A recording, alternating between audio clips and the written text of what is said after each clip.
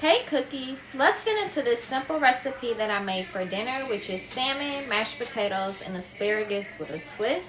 So let's begin.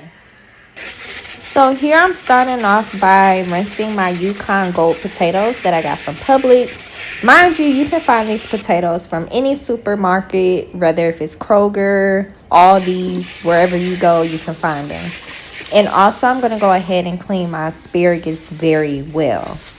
So I'm starting off by cooking my asparagus. I already preheated the oven on 400, and I'm going to cook this asparagus for about 20 minutes.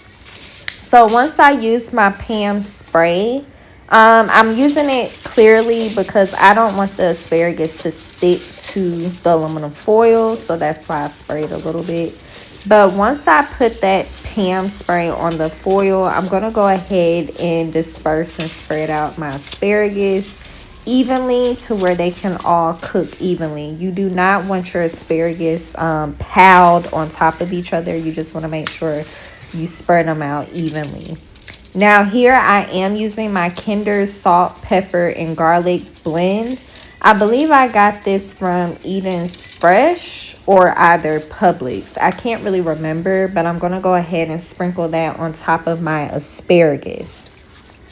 Now once that's done, I'm using about a half a tablespoon of olive oil on top of my asparagus. And mind you, you want to make sure you do this.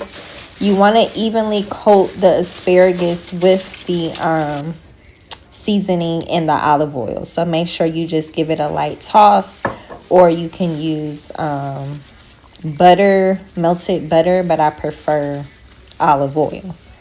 Now here I'm going to go ahead and prep my salmon because I will pan sear it. I am using about a half a tablespoon of olive oil on top of my salmon just to make sure the seasoning stick to the salmon. So here I am using about a teaspoon of my Tony's. And then I'm going to go ahead and use my Kingsford Original No Salt All-Purpose Blend. About a teaspoon of that as well. And then I am using a teaspoon of onion powder. Now, by teaspoon, you see that spoon that's in the very back. You want to make sure you don't over season your salmon because I know some spoons are bigger, but it's a really small teaspoon for the seasoning. Now here I am using about 2 tablespoons of unsalted butter, and I'm letting my pan get really hot, and it's on medium high heat, but I made sure my butter got like a light golden brown before I added my salmon face down.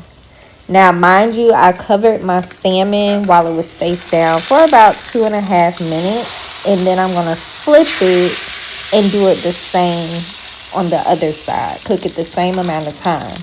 Now once the salmon was done on the other side, I went ahead and basted my salmon with the olive oil and the butter and the seasoning mix that all mixed together.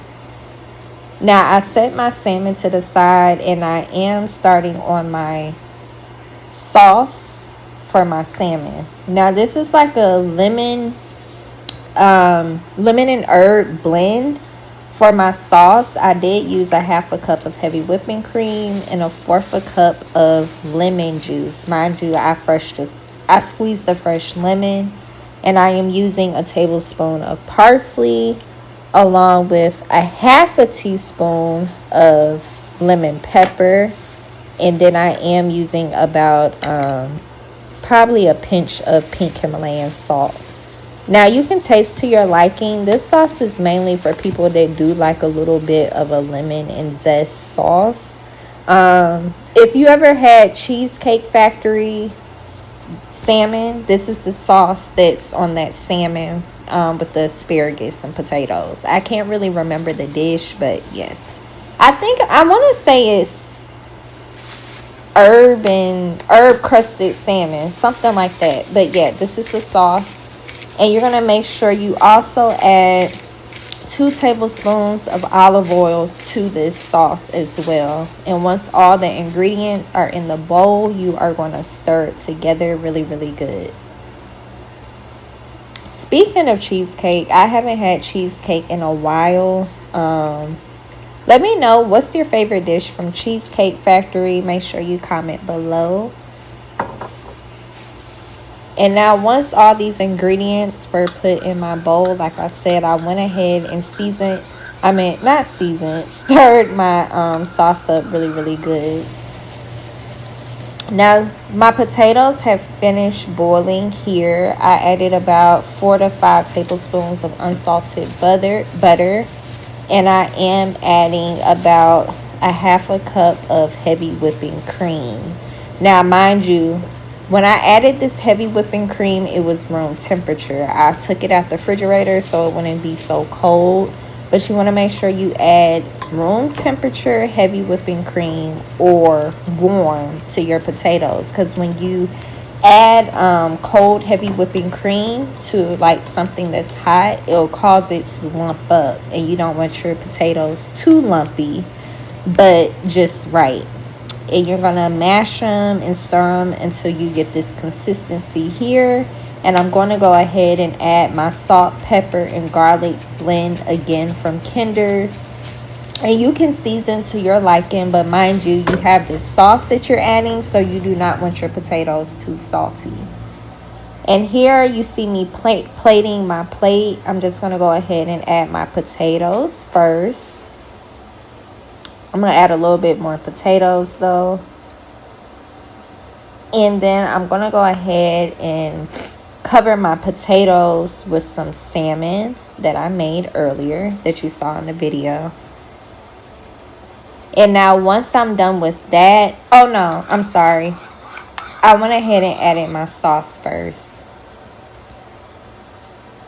So here I am adding my sauce on top of my potatoes. And now I'm adding my salmon to this dish. And I'm going to pair it directly on top of the sauce and the mashed potatoes. And also comment below if you like baked salmon or do you prefer pan-seared. And now I am going to go ahead and add a little bit of drippings from the salmon on top.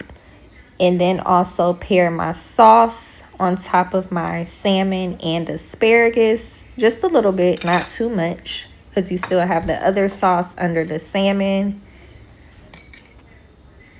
And then I'm going to go ahead and top it with some parsley. You can use fresh parsley if you like, but I just get the ones in the jars. And this is the finished product. Let me know what you guys think, and thank you for joining. Follow for more content, and thanks for watching.